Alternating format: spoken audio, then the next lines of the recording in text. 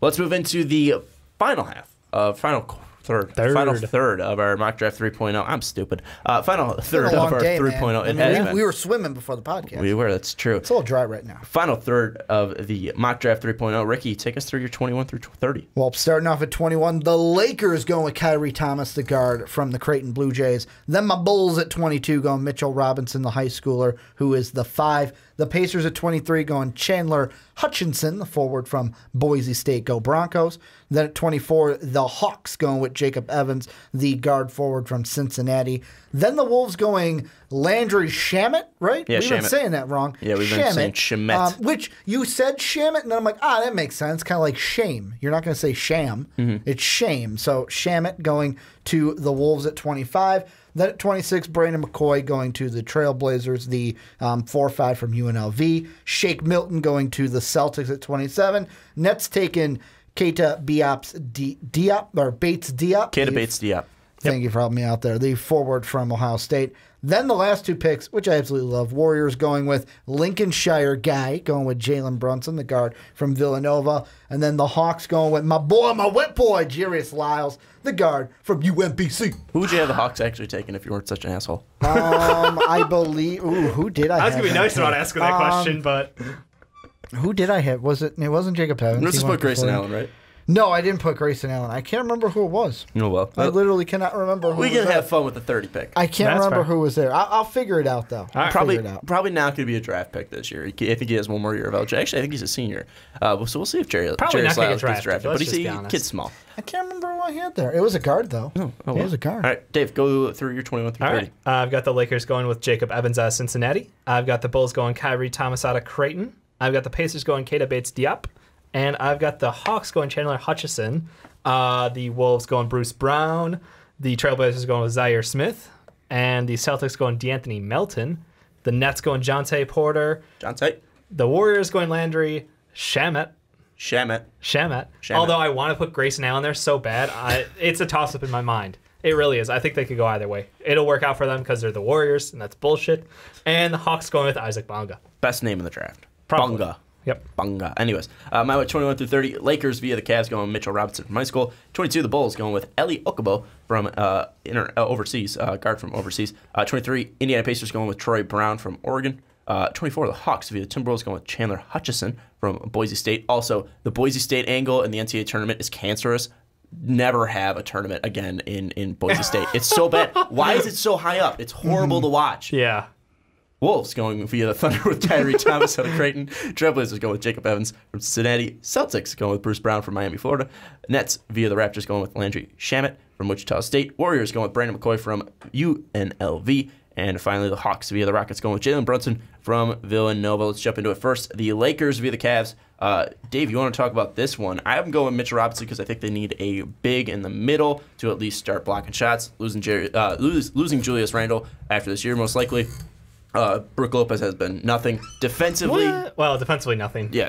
When they actually decided to play him, Brook Lopez. No, I'm saying he's not going to be there next year. Potentially not. You don't know for sure. If they're going after big free agents, if they don't land big free agents, I'm not saying he's probably not one of those midnight deals. They're not doing an awful system. No, yeah. Brook might not be there. Okay. And you need someone defensively there because they have Zubac, but Zubac is more offensively there. And so Mitchell Robinson at least can be there defensively, possibly. We'll see what he develops into. And then you guys have him going one with a guard and then one with a forward in Jacob Evans. So what was the thought process with this Laker pick? Well, you're making me second guess my pick, mainly because Robinson is right there. He goes with the pick after. However, what I was looking at is when it comes to Kyrie Thomas, he's more to me, I kind of think almost the same style as Mikal Bridges, where he's a guy where he'll give me offense, but also he's going to give me defense from that 2, maybe 3 spot. And that's where I think the Lakers can take him, say, hey, you know what? Let's go with a guy who can develop into the guy that defensively, he'll be out there and it's like, okay, Thomas, you're on the one. You're on the leading scorer for the other team, and you're going to lock them down because most points it's going to be the point guard who's your leading team, and who would you rather have guard him? A developed Kyrie Thomas or Lonzo Ball? I'll go with a developed Kyrie Thomas to be my main defender for the Lakers. All right. So I've got them going Jacob Evans. I think that he fits a great need at the wing. He can play 2 or 3. Right now, it looks like they're going to let KCP go after the end of the year. So really, depth-wise, it would be like Josh Hart, who has done really well this year. No disrespect to him, but Jacob Evans can come in and be a 3-and-D player who can pass the ball pretty well, actually. And I think that his ability, like, he's just a poor man's McHale to me. Like, he shoots volume threes, like 5.6 a game, I want to say, but he's hitting from a really nice rate. So basically, you and I basically had them go with both our own version of poor man's Mikal Bridges. Yeah, I mean, that's fair. That's fair. That's fair. I'm just saying, he shoots well. He defends well. He passes well. I think he's a complete package for what they need, and another good building piece. He's not a freshman coming out, so he's a little more experienced, and I think that will help them a lot. Well, they did it last year with Josh Hart as well. Yeah, I think Josh Hart was an absolute hit, and I think they go back again. And that's one thing too. The Lakers have been hitting Kyle Kuzma, Josh Hart. I mean, like they've been drafting, and that Lonzo kid too. They've been hitting well. So I mean, like the Lakers had a really good draft last year. It's all that Magic Johnson swag, baby. Yeah, just trying to get that going. And Rob Pelinka over there, which was such a weird hire, going with Rob Pelinka as your GM, but it's worked out so far. And we always talked about putting the right guys around him. And so far, Magic has done that. But the Lakers, again, I talked about it a little bit. I think just going with a guy in the middle that can possibly be a defensive stopper. I think Mitchell Robinson could bring that, and he's going to be a guy that needs some work, but this Laker team is still going to need some time to develop. Or are they, if they land 2 max contracts, Sean? I don't know. You're telling me that... No, sorry. Go ahead. They might be going with LeBron James and Paul George, yeah. But again, we don't know what's going to happen. But anyways, they're going to need someone in the middle to start blocking shots and be a rim protector. Mitchell Robinson could possibly turn into that. Let's move now to your Bulls, boys. We talked about them a little bit. We're going with Miles Bridges across the board. Going in the second pick with the Pelicans pick, what should be the plan of attack for the Bulls? Well, depending on what we get earlier, which for me it was Miles Bridges, go with a big man. And the best big man for me on the board right now, Mitchell Robinson, because Rolo's not going to be there forever. Perfect world, we trade him next season, and then Mitchell Robinson's our 5. Or develops into our 5, I should say, coming out of his year off, his year focusing just on the game away from college. I guess if you have it laid out that way, I can totally agree to it. I think that the fit would be right for the Bulls at that time. For me, I've got a little different because I love your pick. I love it so much. I wanted it. I wanted like Kyrie Thomas because I think that what he brings to the Bulls is someone who can come off the bench and continue that offense. And I like Chris Dunn, but he is not ever going to be a scorer, period. He is a great defender. He's a good facilitator. But he's never going to be the guy who can continue the offense if, you don't have a second out there. So I think Kyrie Thomas comes in and fits really well off the bench and just would exceed at that role. Like, he would be, honestly, we could go a couple ways, like Ricky said. But for me, I just think that backup point guard, I want that ball handled well and And the thing I love most about Kyrie, let's be honest. If I was going with the Jake method for Ricky mock draft of, okay, Kyrie Thomas is going to the Bulls. How do I make it happen? I mean, I love how he's got the spot up shooting ability. He's also versatile to where he can spot up, he can go in transition, he can slash. Right. Yeah, it doesn't matter that he's not really a ball handler because guess what? We've got Chris Dunn for that. Exactly. And he's a smart guy who plays defense. Might not have the size, but he's got the strength to play at the next level. Just has to bulk up a little bit.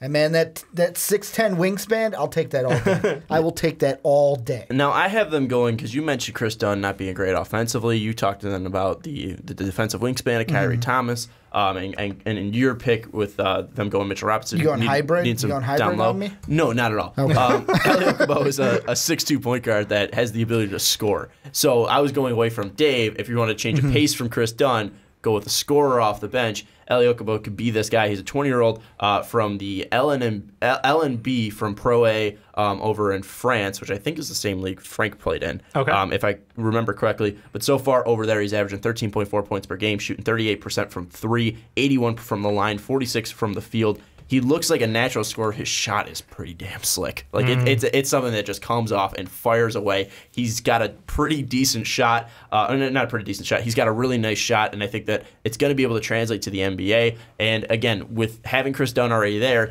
he's going to be a secondary scorer for you coming off the bench. I know that that's probably not what you need if you're the Bulls. You need guys that are going to be starting in your lineup. But I think ultimately, you can address the down low situation, with Robin Lopez probably leaving in free agency, I think that you probably should go and get guys that can be there for a long time. I think Okubo, if he's able to turn into a scorer for you, I think that this kid could really shine, because looking what he's doing overseas is absolutely ridiculous. So I look at him and I think that he's a pretty athletic, pretty quick guard that can also fire up some shots from deep and be a nice 3-point shooter. Now you're hitting a soft spot with me, and not a good soft spot, Sean. Of you got us going with an international player, and correct me if I'm wrong, but the last international player to come into my mind is the guy that we just traded. Not only did he not because he was too good. No, I get that, but Nico. The thing I worry about with the international, because usually this happens to the Bulls, we'll draft you in 2011, and then I hear about him for 3 years.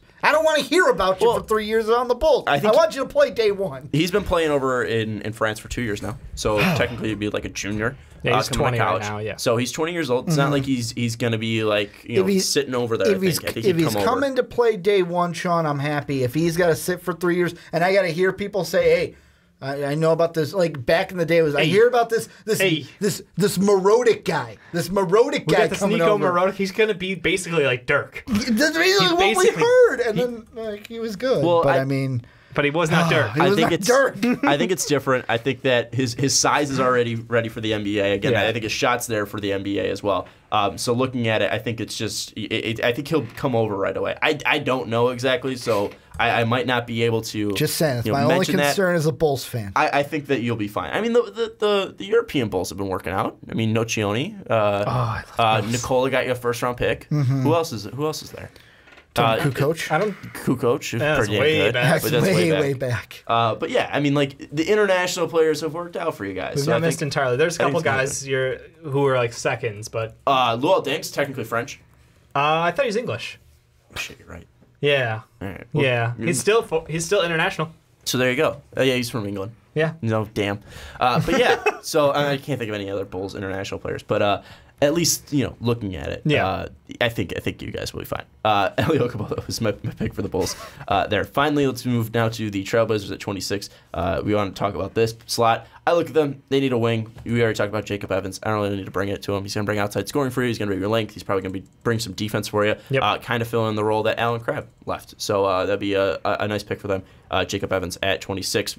Kind of falling compared to you guys, but I think him going there, it would be a nice spot for the Trailblazers. Yeah, I've got Zaire Smith falling to there on mine. I think Zaire, like Ricky said, he has the potential to do something. He's got the body. He has athleticism. It's just a question of, as he continues to grow his game, what to expect out of him. Right now, he's not taking, I think he's averaging 1-3 a game.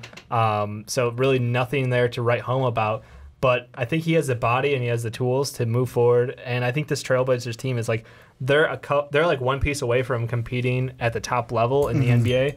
I don't know if he's going to be the guy. I don't know if you're going to strike gold at late 20s, but he's someone who has upside. Who at that point in time, I'm like, let's go upside. If you're drafting like 26, come on, let's be honest. Well, real quick, I want to interject. How do we forget Paul Zipser, the European for the Bulls? Oh my God, Zip God. Ricky, you're going a little away from the wing. Paul, well, and I'm thinking, I'm thinking of internationals. Technically, Paul Gasol was, but he was a free agent. He wasn't we did. Yeah, draft I'm saying draft-wise. Yeah. But I forgot all about the Zip guy. That's because he only plays when we're trying to lose. Anyways, Sixth man of the year. Going with yours, Ricky. You went away from the wing spot. You're going big. The thing that I kind of looked at was, so when it comes to the bigs for Portland, I love Nurkic. I love Zach Collins. I love what he's been doing lately. I know it's one play, but I think it was against the Cavs where they come down in transition. He's sitting there in the corner. They hit him, wide open 3-ball corner pocket for Zach Collins. I think that he's meshing there. Papa John's and really Miles Leonard are kind of Leonard's good, but Papa John's really? We're going to have him Papa John's on is this just team? brought over. Yeah. But I look at that 4, and it's I love Caleb Swanigan last year, but you look at Swanigan, Davis, Aminu. Let's get a guy who, let's be honest, can either, in my mind, be a 4 or a 5 in the NBA. Let's get a big. Let's see if we can get someone to solidify that 4 spot because we all know Nurkic is going to be the 5. Well, they gave away Noah Vonleh, obviously because they didn't want to pay for contract potential next year. I don't know why I'm saying thank you. Just sarcastically, that's what I think. I love Zach Collins. He gives me that Quinn Snyder psychopath vibe to him. Just if you look at the guy after a game, I'm just saying that's exactly what I get from him. But he's awesome. I think they could try to shore up the 4 and. Again, like you said, it's not like a risk at this point because you're playing with house money. Late. You're just trying to get someone to stick, and that's why. Plus, that's why I like. If Dame and CJ keep going off, this pick could fall. This pick could be 27, maybe even like I don't know if they're catching the Raptors or the Celtics, but they could. Am I wrong? Like how far? No, you're not wrong. Yeah, I'm not, the I Raptors probably not. I mean, they're not catching the me. Warriors or Hawks. No, but exactly. They can get the Rockets. The Celtics. Oh yeah, fuck. Yeah. They've already caught the Hawks. The Rockets or Warriors. They're not catching those. Yeah, teams. they're at what 42 wins. So they're not going to catch the Raptors, but I think they can catch the Celtics, who are at 47 right now. I don't know. It wouldn't change them too much though. Yeah. Because the Celtics needs are still going to stay. So and I mean, and Brandon McCoy for you at least will probably still be around. Yeah. Because the Celtics are probably going to The go. Celtics are guard. drafting defense. Yeah. So, anyways, those were talking about the teams. Let's go to some prospects that you want to mention. 21 through 30. Any guy that sticks out that you wanted to mention? Jalen Brunson. And the reason why is, so I put him to the Warriors only because to me this is kind of like you know what, we're going to make the smart pick here. He's a guy that to me the most interesting thing about him is the story around him to where I never knew his dad's a former player where I guess his dad, because I just saw it this week with the tournament, I guess his dad was cut by the 76ers and was cut during the preseason, didn't make the team. And basically it's been, hey, if you want this, I'm going to help you get there, but I'm going to push you so hard to where you don't have to go through what I'm going through trying to make a team. Trying to just fight for scraps. And yeah. He's interesting to me because, the Warriors, they don't need a guy to step in and be yes, we need you to save the team. And he could be a good one for developing into that point, whether if Steph is injured or Steph needs a rest or he needs to take a game off. Well, I like him there. One thing, though, with them is I think they need help down low. I mean, you look at them, they took that kid from Vanderbilt, I can't think of it, Damon Jones. They took Damon Jones, and then they obviously have Zaza, but I think and JaVale, too. But they need Shaq some players that they can really develop. And Could they try to do that through free agency, though, this year? No, I'm saying develop. Oh, okay. Yeah. Develop. So that's why you've been consistently addressing it through free agency with the cap, with KD, Steph, Clay, Draymond's contract. If you're trying to keep those 4 together, you need to start hitting in the draft. And I think McCoy, you have him going earlier than I do. Dave doesn't even have him going. Yeah. But I look at him. He's a 2. His body size is something that is very intriguing, and I think he's a guy that you can really mold. And while you have those players like Zaza, Damon Jones, and JaVale on the team, you can develop McCoy, and that's really what the Warriors. The Warriors don't need starters. The Warriors don't need bench help right now. They need a freaking point guard because Quinn Cook is not the answer. I'm sorry. Have you watched them play with Steph out? Okay. But most likely, and now they got to play with Durant, they're not Clay, planning, and Steph out. What I'm saying is they're not planning with Steph out. That's what I'm saying. Are. When he's healthy next year, hopefully healthy, you're not going to be oh, well, we need a backup point guard for Steph. I think you do. Well, I mean, let's be completely honest. I'm not being an asshole. He's been injured most years. It hasn't been enough to cost them the title, but I think he's been out for some time. They might turn into a Spurs, level of these guys aren't going to play all the games because he has that injury history, and when he's out, it's clear that he is more impactful being out than having KD out or Clay or Draymond. Okay, but what's going to be more important for them in the playoffs going up against the Rockets next year? What do you think is going to be more important? Having a backup point guard, saying that everyone's healthy, having a backup point guard, or having someone that could stop Clint Capella? I've got Jordan Bell filling in and being a small 5. I don't think there's personally. any I think big. that's the future. I don't know. I would rather go with a guy with size and Brandon McCoy. There's no big right now that you're going to get at this pick that is going to be change better than the needle. Shaq and a fool or Zaza. Yeah. So Shaq and a fool. Well, then, if that's the case, then I would go Jalen Brunson like Ricky has. I would rather go with someone who can come in and step in. Right, and that's why I've got Landry going there as well. Sure, you're not going to have him go with or Grayson. You sure you're not going to have him go with like a Raleigh Atkins or a Fuck Sean's hatred of Arizona right now is off the charts. Lonzo Trier? Half of it's because I had him in my championship. The other half is because they're bums. You know, there's a reason why Riley Alkins hasn't been in any of my. Wow, wait, real quick. Watch Riley Alkins be the biggest fan of our podcast. Bums.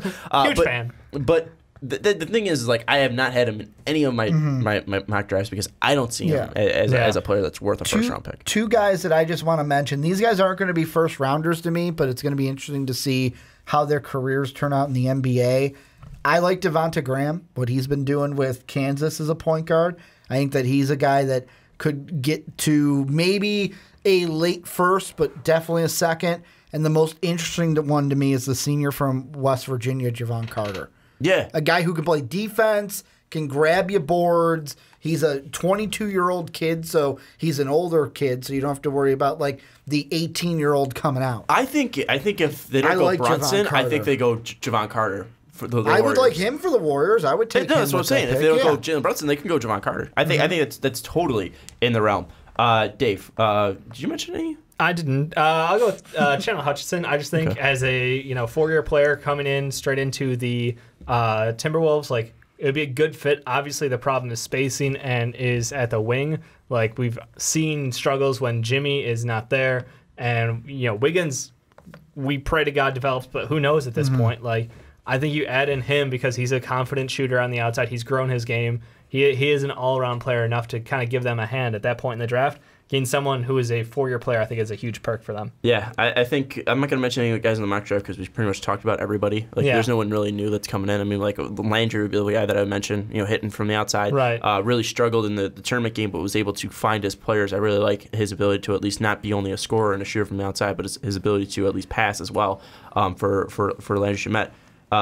But talking about guys outside that I just want to throw in there, you mentioned Javon Carter for sure. Trayvon Duval is definitely interesting. Yeah, I mean, he could go in the one. He's got talent. He's got the body size. I haven't seen the actual product from him. We all love Grayson Allen. Grayson Allen is going to be a pick in the NBA draft. It's just really what is he going to be able to do in the NBA? And then also throwing out a couple guys in Shamori Ponds from, I think it's St. John's. St. John's for kid looks intriguing. I don't really know. I think he's most likely a second-round pick, but I really like Shamori Ponds. And then finally, last guy I want to mention, and I can't find his name, Hamidou Diallo. Because it's a guy that's interesting. Again, I know he's not a basketball player, but he's an athlete. His athleticism is so crazy, and I think that at some point, someone in the second round is gonna be like, "Screw it, why not?" Like honestly, potentially, you're gonna need to teach him to play basketball. You're gonna need to teach him to really, use that athleticism in the right way. But if you're able to do that, this kid can be something special. Another guy I just want to mention that I don't know, shooting-wise, I think he's got it. I just don't know what his game is at the NBA, is from Kansas, Mikhailuk. Sui Mikhailuk. He's just a guy where he's got a nasty shot to me, where it's like just sit him on the outside.